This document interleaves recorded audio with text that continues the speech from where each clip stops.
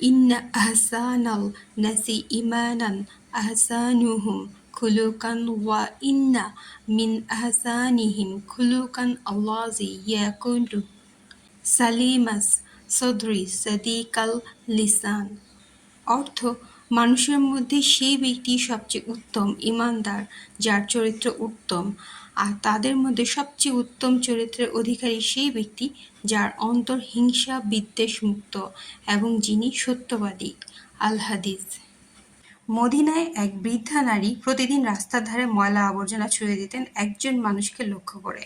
তিনি জানতেন না যার প্রতি তার এই বিদ্বেষ সেই মানুষটিই হলেন হযরত মুহাম্মদ সাল্লাল্লাহু আলাইহি ওয়াসাল্লাম। তবুও তিনি কিছু বলতেন না, প্রতিদিন চুপচাপ চলে যেতেন। একদিন সেই বৃদ্ধা আর ছুঁড়লেন না ময়লা। নবীজি খোঁজ নিতে গেলেন, জানতে পারলেন তিনি অসুস্থ। নবীজি গেলেন তার পাশে সেবা করতে। বৃদ্ধা অবাক। তিনি বললেন, তুমি কি সেই ব্যক্তি নও যার উপর আমি প্রতিদিন ময়লা ফেলতাম? নবীজি বললেন, হ্যাঁ, কিন্তু আমি মুসলমান। ইসলাম আমাকে শিক্ষা দিয়েছে মানুষকে ক্ষমা করতে, হিংসা না করতে আর অসুস্থকে সেবা করতে। বৃদ্ধা কেঁদে ফেললেন। তিনি সঙ্গে সঙ্গে ইসলাম গ্রহণ করলেন। ওয়ালা আস্তাওয়াইল হাসানাতু ওয়ালা সাইয়্যা ইদফা বিল্লাতি হিয়া আহসান। অর্থ, সৎকর্ম ও অসৎকর্ম কখনো সমান হতে পারে না। তুমি এমনভাবে প্রতিহত করো যা উত্তম। সূরা ফুসসিলাত আয়াত ৩-৪।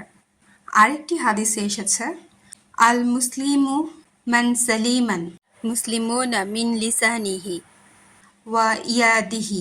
অর্থ, সেই প্রকৃত মুসলমান যার মুখ ও হাত থেকে অন্য মুসলমান নিরাপদ থাকে। সহিহ বুখারী।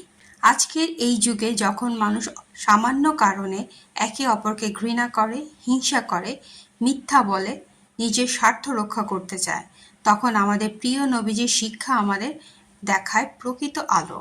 তিনি শিখিয়েছেন বিশুদ্ধ হৃদয়ই হলো মুমিনের শক্তি, আর সত্যবাদিতাই তার পরিচয়।